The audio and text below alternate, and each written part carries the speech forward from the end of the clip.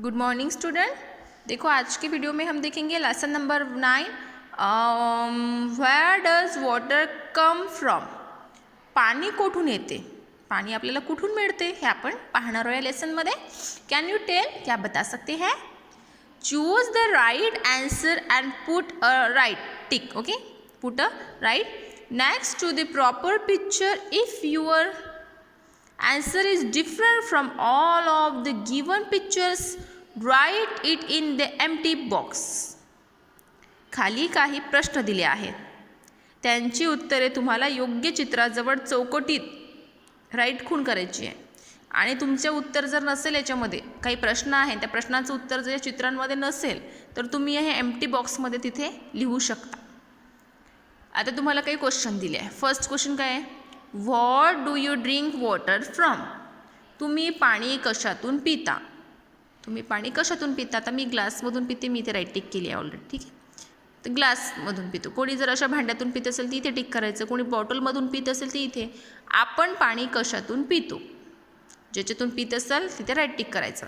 आणि याच्या व्यतिरिक्त सुद्धा दुसरं भांडं जर तुम्ही यूज करत असाल पाणी पिण्यासाठी तर इथे त्याचं नाव लिहायचं। Second, what is this drinking water store in? हे पिण्याचं पाणी तुम्ही कशात साठवून ठेवता?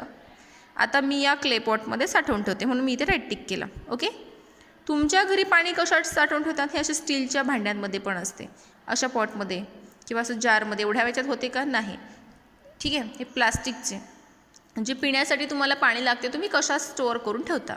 आता मी या क्ले अशा भांड्यामध्ये साठवते, मी इथे राईट टिक केलं। ओके, आता समजा मी याच्यात करते तर याच्यावर टिक। जर याच्या व्यतिरिक्त जर अजून कुठल्या दुसऱ्या भांड्यांमध्ये जर तुम्ही पाणी स्टोअर करून ठेवत असाल ड्रिंकिंग वॉटर, ते इथे नाही आहे, ते पॉट इथे नाही आहे, तर इथे त्याचं नाव लिहायचं, ठीक आहे। Third, where do you think this store drinking water came from? आता हे पिण्यासाठी साठवलेले पाणी आपण कुठून मिळते आपल्याला? हे हँडपंप हापशीवरून मिळते का, असं डॅमवरून मिळते का, वेलवरून मिळते का? समजा वेलमधून मिळते तर मग वेलला राईट टिक करायचं। रिवर, ठीक आहे। पिण्यासाठी साठवलेले पाणी कुठून मिळते? हे हँडपंपवरून जर तुम्ही आणत असाल, तुमच्या घरी जर हँडपंपवरून आणत असाल हापशीवरून, तर याला असं राईट टिक करायचं। आणि नसेल याच्या व्यतिरिक्त जर दुसऱ्या ठिकाणून तुम्ही पाणी आणत असाल पिण्याचं तर इथे त्याचं नाव लिहायचं आहे। Can you tell where does all this water come from? सांगा पाहू, पण हे पाणी कुठून आले असेल, कुठून येत असावे? पाणी आपल्याला कुठून मिळते, पण हे सर्व पाणी आपल्याला कुठून मिळते सांगा? The answer to this question is rain. काय आहे प्रश्नाचं उत्तर? रेन। हे सगळं पाणी कुठून येते? पावसापासून। All the water that we get come from the rain. आपल्याला जेवढं पाणी मिळते ते कुठून मिळते? पावसापासून। पाऊस आपल्याला सर्व पाणी देतो, म्हणजे पावसापासूनच आपल्याला सर्व पाणी मिळते। when it rains some water flow over the ground giving rise to rivulets, streams and rivers. पाऊस पडल्यावर, पाऊस पडतो ना, बारिश के बाद म्हणजे पाऊस पडल्यावर त्याचे काही पाणी जमिनीवरून वाहते। त्याचे पाणी जमिनीवर वाहते ना, पाऊस कुठे पडतो? जमिनीवर पडतो। आणि जेव्हा पाऊस पडते तेव्हा पाणी वाहते आणि त्यामुळे ओढे, नद्या तयार झाल्या आहेत, त्याच्यामुळे नदी तयार झालेली आहे। Some water collects in low lying areas thus lake R formed. पावसाचे काही पाणी खोलवर भागात साचते आणि त्याचपासून तलाव तयार झाले आहेत। तलाव म्हणजे आता एखाद्या ठिकाणी एखाद्या जमिनीच्या ठिकाणी असं गड्ढा टाईप असेल, मोठी खोल जागा असेल आणि पाऊस पडतो। आता हे जर खोल आहे, असा गड्ढाच आहे समजा, आणि तो खूप खोल आहे, पावसाचं पाणी सगळीचकडे पडते, त्या गड्ढ्यात आणि तो गड्ढा पूर्ण भरला, एक खूप मोठी खोल जागा, ठीक आहे। तिथे पाणी मग साचूनच राहील ना, तिथे पाणी साचली मग त्याचाच काय तयार होतो? तलाव। कसा होतो तयार तलाव? की पावसाचे पाणी पडते ना, आणि पावसाचे काही पाणी खोलवर भागात साचते आणि त्याचपासून तलाव तयार होतात। A flowing river is sometimes blocked by building a wall. This is called dam. When it doesn't rain, the water from the dam can be used. नदीचे वाहणारे पाणी भिंत बांधून अडवले जाते. म्हणजे नदी आहे, समजा ही इथे फॉर एक्झाम्पल इथे ही नदी आहे, हे पाणी वाहत ही नदी आहे, हे पाणी वाहत जाईल. जर इथे आपण मध्येच भिंत बांधली इथेच, तर हे पाणी समोर वाहत जाईल का नाही? हे पाणी इथे साचून राहील, सर्व समोर जाईल का नाही? पूर्णच पाणी वाहून जाईल का? इथे उंच अशी भिंत, मग इथे पाणी पूर्ण काय होते? इथे साचून राहते, ते समोर जात नाही, आणि त्यालाच म्हणतात डॅम.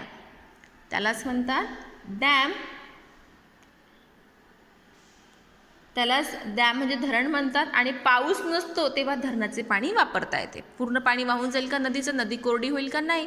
डॅम बांधल्यामुळे पाणी वाहून जाणार नाही, तिथे पाणी राहील. आणि जेव्हा पाऊस नसतो, मग ते आपण डॅमचं पाणी वापरू शकतो. Some rain water seep into the ground to obtain this water we dig well. This water can also be taken out by using hand pumps and borewell.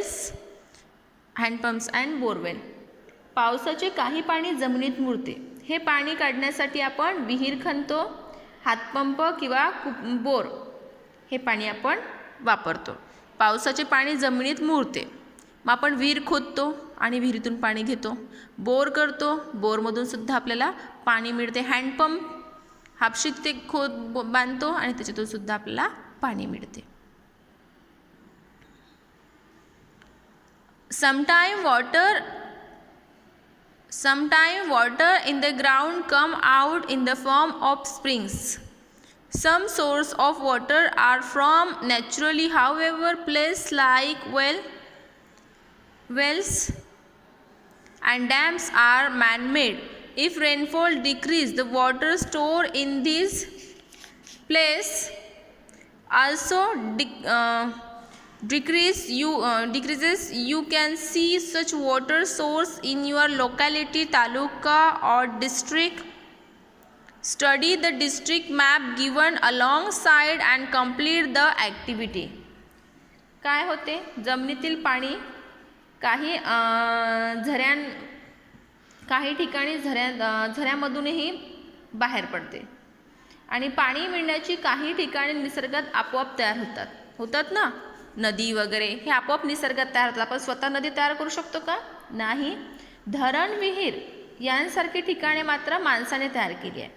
धरण आपण स्वतः तयार केलं, नदीच्या वर भिंत बांधली तर झालं धरण तयार.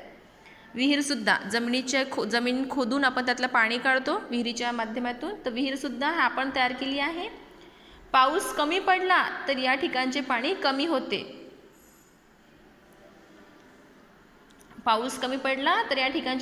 कमी होते.